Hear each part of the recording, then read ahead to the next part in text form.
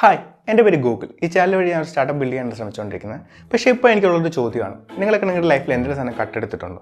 സോപ്പോ, ചീപ്പോ, കൂട്ടുകാരൻ്റെ സ്പ്രേയോ, ഷർട്ടോ, അങ്ങനെ എന്തെങ്കിലും? ഞാൻ കട്ടെടുത്തിട്ടുണ്ട്. ഒരു തവണയല്ല, ഒരുപാട് തവണ. ഇപ്പോഴും തുടർന്ന് പോകുന്ന ഒരു മോഷണം.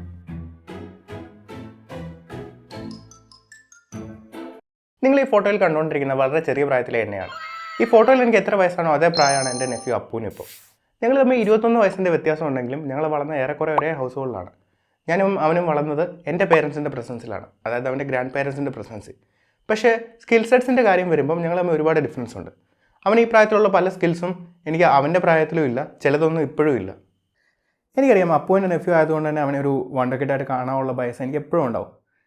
പക്ഷേ അപ്പൂനെ അവൻ്റെ അതേ പ്രായത്തിലുള്ള ഇങ്ങനെ തമ്മിൽ കമ്പയർ ചെയ്യുമ്പോഴാണ് എനിക്കൊരു കാര്യം വ്യക്തമാണ്, that I was A really clueless kid. ഞാനീ പറയുന്നത് അപ്പൂന് ഭയങ്കര ഹൈ കൺസെപ്റ്റ് കാര്യങ്ങൾ മനസ്സിലാവും എന്നൊന്നുമല്ല.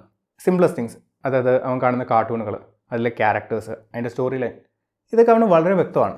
പക്ഷേ ഞാൻ ഞാൻ സ്ഥിരമായിട്ട് കണ്ടുകൊണ്ടിരുന്ന ഡെക്സ്റ്റേഴ്സ് ലബോറട്ടറി, ഇതിൻ്റെയൊക്കെ കഥ എനിക്ക് മനസ്സിലായി is only after I turned an adult.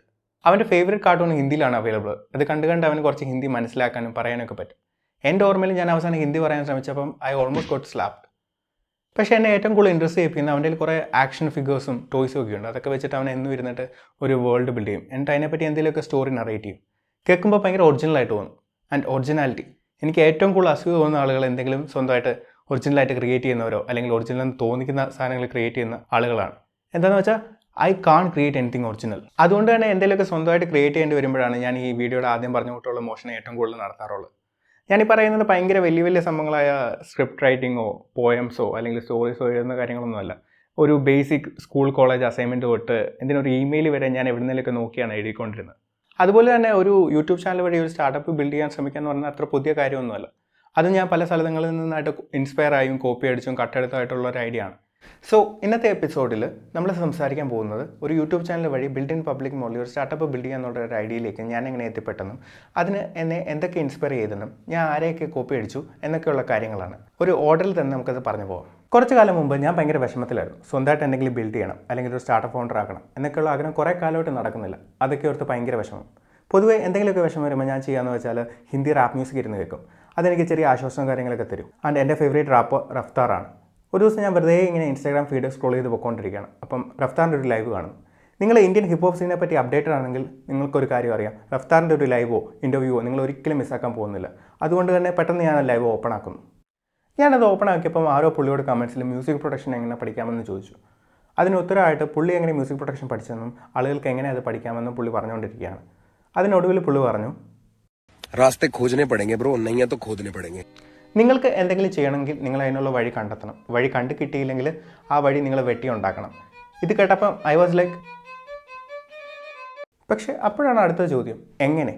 Of course ഈ കോട്ട് കേട്ട് ഞാൻ ഭയങ്കര ഇൻസ്പയർഡായി, എന്തെങ്കിലും ചെയ്യണമെന്ന് എനിക്ക് തോന്നി. പക്ഷേ എങ്ങനെ? അപ്പോഴാണ് എൻ്റെ കയ്യിൽ ഈ ബുക്ക് കിട്ടുന്നത്, സ്റ്റീൽ ലൈക്ക് ആൻ ആർട്ടിസ്റ്റ്. ഈ ബുക്ക് പറയുന്ന ഒരു ഐഡിയ എന്ന് വെച്ചാൽ ഇതിൽ മെൻഷൻ ചെയ്തേക്കുന്ന ഒരു കോട്ട് പോലെ തന്നെയാണ്. ഒന്നും ഒറിജിനൽ അല്ല, എല്ലാം എന്തിൻ്റെയെങ്കിലും കോപ്പിയോ അല്ലെങ്കിൽ കോപ്പിയുടെ കോപ്പിയോ അല്ലെങ്കിൽ കോപ്പിയുടെ കോപ്പിയുടെ കോപ്പിയോ ആണ്. അതുകൊണ്ട് തന്നെ കോപ്പി അടിക്കുന്നതിലോ ഇൻസ്പയർഡ് ആവുന്നതിലോ നിങ്ങൾക്ക് കുറ്റബോധത്തിൻ്റെ ആവശ്യമില്ല. ഓണസ്റ്റ്ലി ഈ ബുക്ക് വായിക്കുന്നവരെ ഞാൻ എന്തെങ്കിലുമൊക്കെ വർക്ക് എവിടെയെങ്കിലുമൊക്കെ ഇൻസ്പയർഡ് ആയിട്ട് ചെയ്യുമ്പം ആളുകൾ എന്നെപ്പറ്റി നല്ലത് പറഞ്ഞാൽ പോലും എൻ്റെ മനസ്സിലൊരു കുറ്റബോധം കിടക്കും, ഞാനത് കോപ്പി അടിച്ചാണല്ലോ ചെയ്തതെന്ന്. പക്ഷേ ഈ ബുക്ക് വായിച്ചപ്പോൾ അത് ഇൻസ്റ്റൻ്റ് ആയിട്ട് ഇല്ലാതായെന്ന് വേണേൽ പറയാം. ആൻഡ് അതുമാത്രമല്ല, ഞാൻ ചെയ്യേണ്ട കാര്യം ചെയ്യാൻ എനിക്കൊരു പുതിയ ഡയറക്ഷൻ കൂടി കിട്ടിയിരിക്കുന്നു. വളരെ വലിയ കാര്യങ്ങൾ ചെയ്ത ആളുകളെയോ അല്ലെങ്കിൽ അവർ ചെയ്ത കാര്യങ്ങളെയോ കോപ്പി അടിച്ചാൽ മതി. പക്ഷേ അപ്പോഴും ഒരു ചോദ്യം ബാക്കി നിൽക്കുന്നു, ആരെ കോപ്പി അടിക്കും? അങ്ങനെ ഇരുന്നപ്പോഴാണ് യൂട്യൂബിന് ലൈവ് സ്ട്രീമിംഗിൽ ഏറ്റവും വലിയ കോമ്പറ്റീറ്ററായ ട്വിച്ച് എന്ന പ്ലാറ്റ്ഫോമിനെ പറ്റി ഞാൻ കേൾക്കുന്നത്. നമ്മുടെ നാട്ടിൽ അത്ര കേട്ടുകേൾവി ഇല്ലാത്തതുകൊണ്ട് ട്വിച്ചിനെ പറ്റി എനിക്ക് അറിയുന്നുണ്ടായിരുന്നില്ല. ട്വിച്ച് ഇപ്പോൾ ആമസോൺ അണ്ടറിലാണെന്ന് ഞാൻ അറിയുന്നു. അതുകൊണ്ട് തന്നെ ട്വിച്ചിനെ പറ്റി അറിയാൻ എനിക്കൊരു ക്യൂരിയോസിറ്റി ഉണ്ടാകുന്നു. അങ്ങനെ ഒരു റാബിറ്റ് ഹോളിലേക്ക് എടുത്തിയായിരുന്നു. പക്ഷേ എനിക്ക് കാര്യങ്ങൾ എളുപ്പമാക്കിക്കൊണ്ട് ആ സമയത്താണ് ട്വിച്ചിൻ്റെ കോഫൗണ്ടേഴ്സിൽ ഒരാളായ ജസ്റ്റിൻ ഖാൻ അദ്ദേഹത്തിൻ്റെ യൂട്യൂബ് ചാനൽ തുടങ്ങുന്നത്. അതിൽ അദ്ദേഹം ഏറ്റവും കൂടുതൽ സംസാരിച്ചുകൊണ്ടിരുന്ന ട്വിച്ചിൻ്റെ ഏർലി ഡേയ്സിനെ പറ്റിയും ഇന്നത്തെ നിലയിലേക്ക് ട്വിച്ച് എങ്ങനെ ആയെന്നും എങ്ങനെ ആമസോൺ അതിനെ ഏറ്റെടുത്തു എന്നൊക്കെയുള്ള കാര്യങ്ങളാണ്.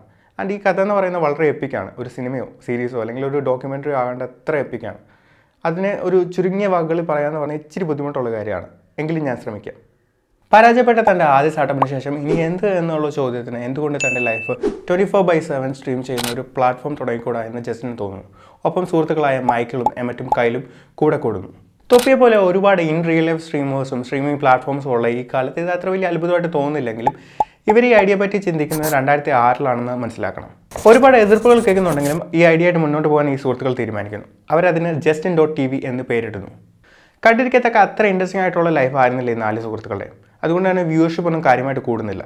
പക്ഷേ justin.tvയുടെ വളർച്ച തുടങ്ങുന്നത് ഈ പ്ലാറ്റ്ഫോം വഴി തങ്ങളുടെ ലൈഫ് സ്ട്രീം ചെയ്യാൻ ഒരുപാട് ഇൻട്രസ്റ്റിംഗ് ആയിട്ടുള്ള ആളുകൾ മുന്നിട്ട് വന്നപ്പോഴാണ്.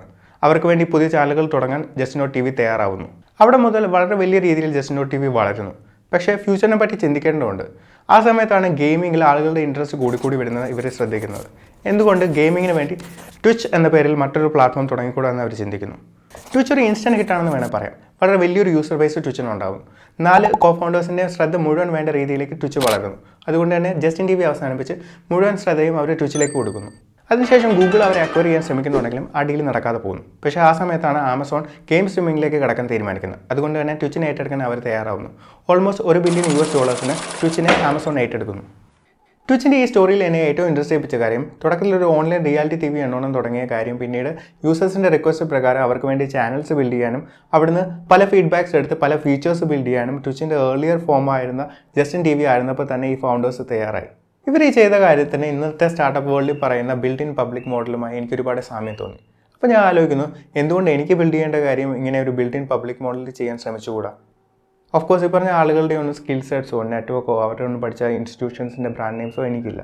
പക്ഷേ എന്തുകൊണ്ട് എനിക്കില്ലാത്ത കാര്യങ്ങൾ കണ്ടെത്താൻ ഞാൻ ഒരു കമ്മ്യൂണിറ്റി ഫോം ചെയ്തുകൂടാ. അതിൽ നിന്ന് എനിക്ക് സ്കിൽഫുൾ ആയിട്ട് ഒരു co-founderനെയും ഒരു ടീമിനെയും എനിക്ക് വേണ്ട റിസോഴ്സസും കണ്ടെത്തിക്കൂടാ. എന്തുകൊണ്ട് ആ കമ്മ്യൂണിറ്റി ഞാനൊരു യൂട്യൂബ് ചാനൽ വഴി തുടങ്ങിക്കൂടാ. അങ്ങനെയൊക്കെയാണ് ഞാൻ ഈ ഐഡിയയിലേക്ക് എത്തുന്നത്. എനിക്കറിയാം ഒരു സ്റ്റാർട്ടപ്പ് ബിൽഡ് ചെയ്യാന്ന് പറഞ്ഞാൽ വളരെ ബുദ്ധിമുട്ടുള്ള കാര്യമാണ്. അത് build in public model build ചെയ്യാന്ന് പറയുന്നത് അതിലും വളരെ ബുദ്ധിമുട്ടുള്ള കാര്യമാണ്. പക്ഷേ എന്നെപ്പോലെ സ്കിൽ സെറ്റ്സോ അല്ലെങ്കിൽ സ്കിൽഫുൾ ആയിട്ടുള്ള co-foundersോ നെറ്റ്വർക്കോ ഇല്ലാത്ത ഒരാൾക്ക് അത് ബിൽഡ് ചെയ്യാന്ന് പറയുന്നത് നിയർലി ഇമ്പോസിബിൾ ആണ്.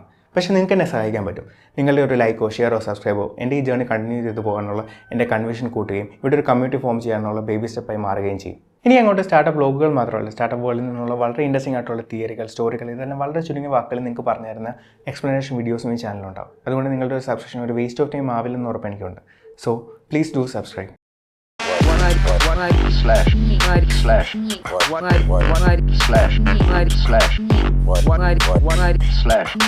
slash